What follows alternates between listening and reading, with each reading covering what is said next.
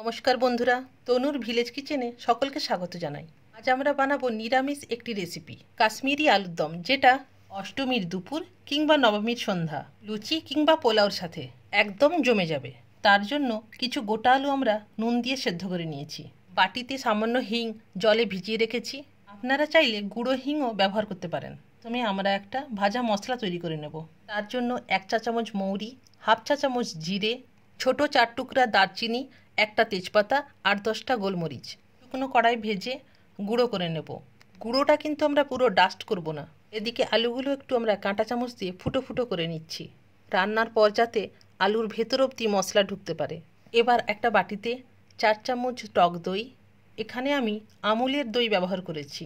আপনি আপনার পছন্দের টক দই ব্যবহার করবেন, শুধু খেয়াল রাখবেন দইটা যেন ফ্রেশ হয়। ওই একই চামচের 4 চামচ কাজু বাদাম বাটা আর কিছুটা কাশ্মীরি লঙ্কার গুঁড়ো, আর যে ভাজা মশলাটা আমরা তৈরি করলাম এখনই, তার হাফ চা চামচ রেখে বাকি সবটাই আমি দিয়ে দিয়েছি। তারপর ভালো করে ফেটিয়ে নিতে হবে যাতে দইয়ের কোনো দানা না থাকে। দইয়ের মিশ্রণ আমাদের ভালো করে ফেটানো হয়ে গেছে। এবার আমরা কড়াতে 4 টেবিল চামচ মতন সর্ষের তেল দেব। তেল ভালো মতন গরম হয়ে গেলে আলুগুলো ছেড়ে দিয়ে গ্যাসের ফ্লেমটা কমিয়ে দেব। আলুগুলো হালকা আঁচে সোনালি রং করে ভেজে নেব। এই কাশ্মীরি আলুর দমের আলুগুলি ভালো করে ভেজে নিলে খেতে খুব দারুণ লাগে। আলুগুলো আমাদের সুন্দর ভাজা হয়ে গেছে। এরপর একটা পাত্রে তুলে নেব। আলু ভাজার পরে যেটুকু তেল আছে আমাদের রান্নার জন্য এই তেলটুকুই যথেষ্ট। অবশিষ্ট তেলে আমরা একটি শুকনো লঙ্কা ফোড়ন দিয়ে বেটে রাখা আদাটা দিয়ে হিং জলটা দিয়ে দেব। আদাটা ভালো মতন কষানো হয়ে গেলে আমরা দইয়ের মিশ্রণটা এই সময় দিয়ে দেব। এখানে একটা কথা মনে রাখতে হবে, দই দেওয়ার পরে কন্টিনিউ খুন্তি চালাতে হবে এবং গ্যাসের ফ্লেম একদম লো রাখতে হবে, নয়তো দই ফেটে যেতে পারে।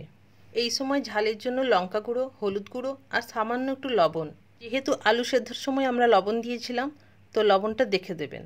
দেখুন কত কম তেলেও তেল ছেড়েছে, যেহেতু কাজু বাদামেও তেল এবং দইতেও তেল আছে, তাই বেশি তেল দিয়ে রান্না করার কোনো প্রয়োজনই নেই। যখন মশলা এইভাবে তেল ছাড়বে সেই সময় ভেজে রাখা আলুগুলো দিয়ে স্লো আঁচে ঢাকা দিয়ে দিয়ে কষাতে হবে। আমি এই সময় 2টি বাতাসা ব্যবহার করেছি, আপনি চাইলে অল্প চিনি ব্যবহার করতে পারেন। কষানো হয়ে গেলে প্রয়োজন মতন গরম জল দিয়ে একটু ফুটিয়ে নিয়ে নামিয়ে দেবেন। আমাদের কাশ্মীরি আলুর দম একদম প্রস্তুত। জানেন তো, আমরা এটাকে কাশ্মীরি আলুর দম বললেও কাশ্মীরের লোকেরা একে বলে কাশ্মীরি দম আলু।